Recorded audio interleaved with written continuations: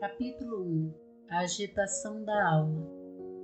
Sentada sozinha em uma encantadora casa bávara no sul da Alemanha, em julho de 1964, e olhando para as altas montanhas à distância, parcialmente envoltas por uma neblina roxa, a introspecção veio facilmente e com ela a pergunta: por que eu? Porque de todas as milhões de pessoas no mundo, eu deveria ser uma das poucas a ter tido o privilégio de conhecer e passar tantos dias, semanas e meses dos últimos 15 anos com este grande mestre espiritual. A resposta a essa pergunta insistente retornou rapidamente. Abre aspas. Porque Joel Goldsmith era uma parte integrante da sua consciência. Fecha aspas. Não é surpreendente que tal pergunta tenha chegado naquele momento. Apenas algumas semanas antes, eu havia estado na suíte de Joel Goldsmith em Londres, com sua esposa Emma e 2 outros estudantes, quando ele fez a transição, sua graduação para outra experiência.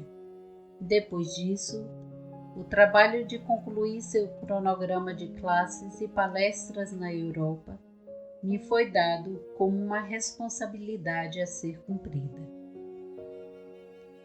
Percebi então porque por tantos anos havia uma proximidade e uma profundidade de entendimento entre Joel e eu, que nenhuma tempestade poderia dissolver.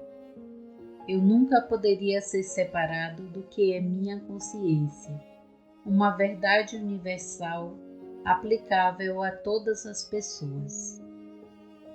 De nosso primeiro encontro em Chicago, Joel contou mais tarde a um pequeno grupo de seus alunos especiais que Lorraine Sinclair encontrou o caminho infinito em sua primeira viagem de palestra lá, em 1949, que naquela época ela teve uma experiência espiritual e a partir daí ficou cada vez mais associada ao trabalho, finalmente desistindo de sua carreira profissional como educadora para se dedicar ao caminho infinito, editando a carta mensal e todos os escritos publicados do Caminho Infinito.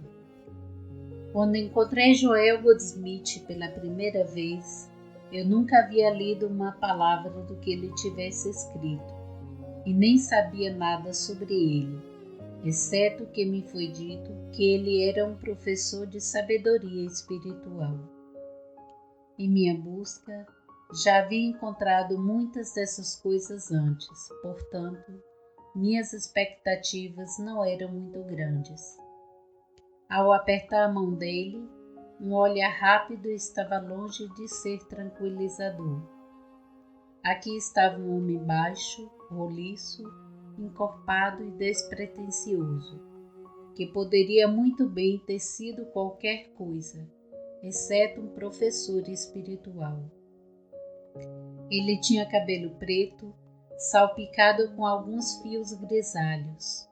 Usava uma gravata preta, formada em uma pequena gravata borboleta com pontas penduradas, que passei a considerar como sua marca registrada. Seu terno era de um homem de negócios de sucesso. Um segundo olhar para ele, me encontrei olhando para os olhos escuros e penetrantes que me prendiam. De alguma forma, ele parecia estar olhando através da fachada exterior até o meu ser mais íntimo.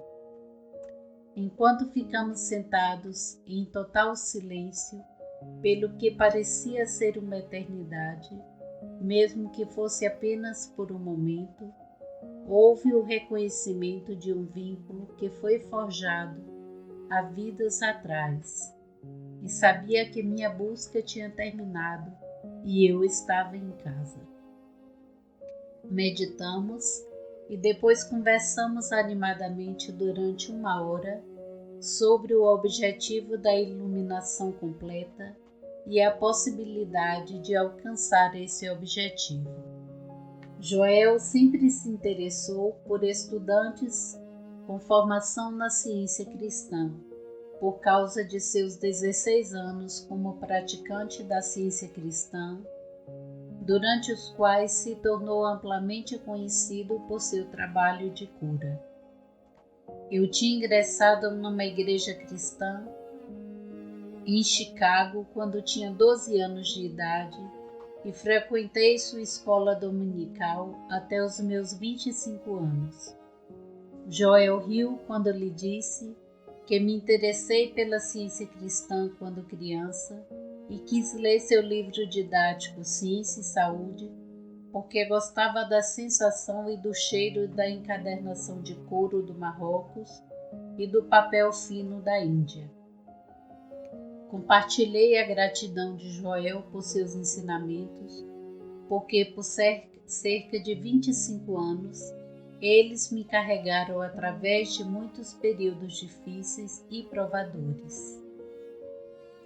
Então dúvidas sobre certos aspectos começaram a surgir em minha mente. Eu me vi concordando com um homem que me disse que eu era muito inteligente para, entre aspas, me apaixonar por qualquer uma dessas, entre aspas, coisas religiosas que ele considerava um mecanismo de fuga. Insisti que qualquer fuga que pudesse procurar, para enfrentar os problemas eu encontrava na música. Entretanto, as dúvidas aumentaram e me vi imersa no mundo ético, mas espiritualmente árido do agnosticismo. Entretanto, um alicerce firme havia sido estabelecido e sempre que o que parecia uma crise pairava diante de mim, me encontrava dizendo: Deus é o único poder, e encontrando conforto e coragem nessa afirmação.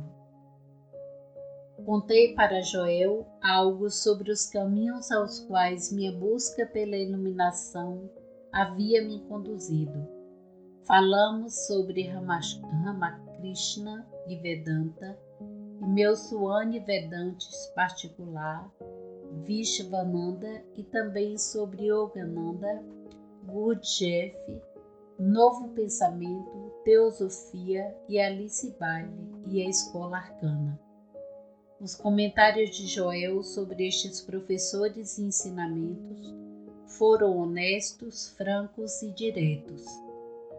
Expliquei que vinha meditando regularmente com Swami Vishvananda e estudando na Escola Arcana, um livro do intelecto à intuição de Alice Bailey teve um efeito tão profundo sobre mim que escrevi para a sede deles para obter mais informações e aprendi sobre a Escola Arcana estabelecida por Alice Bailey como uma organização cujo objetivo principal era o desdobramento da alma e a meditação a principal toda. Isso era exatamente o que estava procurando. Cada aluno da escola enviava relatórios mensais regulares a uma secretária relacionando experiências em meditação e qualquer outra coisa pertinente. Em minha primeira meditação, seguindo sua forma prescrita, foi feito um contato com a presença. Não houve nenhuma experiência de fenômenos associados a ela, mas uma tremenda quietude interior e uma sensação de plenitude e realização a partir daquele momento. Esse algo havia assumido o controle. A pessoa tímida e envergonhada tornou-se a voz de todos os professores do distrito, falando a grupos de várias centenas de pais da comunidade, no interesse das crianças e dos professores. Houve 7 anos frutíferos na Escola Arcana, embora eu nunca tivesse tido contato direto com ninguém, exceto minha secretária, e isso somente pelo correio. Quando escrevi para ela, despedindo-me da escola arcana, sua resposta ao fato de que eu era realmente abençoada por ter encontrado o caminho para mim foi uma prova da amplitude e profundidade de sua consciência. Durante os 7 anos de estudo na escola arcana, a meditação havia se tornado uma parte importante de minha vida e uma experiência gratificante e frutífera. Nessas meditações, eu havia seguido uma forma particular, que incluía a meditação sobre um pensamento semente, diferente a cada mês. Quando contei isso a Joel, ele me instruiu a abandonar a forma que eu estava usando e levar para minha meditação, entre aspas, eu e meu pai somos um. As instruções adicionais de Joel foram para começar a ler seus escritos, dos quais não havia lido uma única palavra até aquele momento. Obter alguns dos escritos de Ramana Maharshi, o sábio de Arushula, e depois de estudá-los, escrever para ele.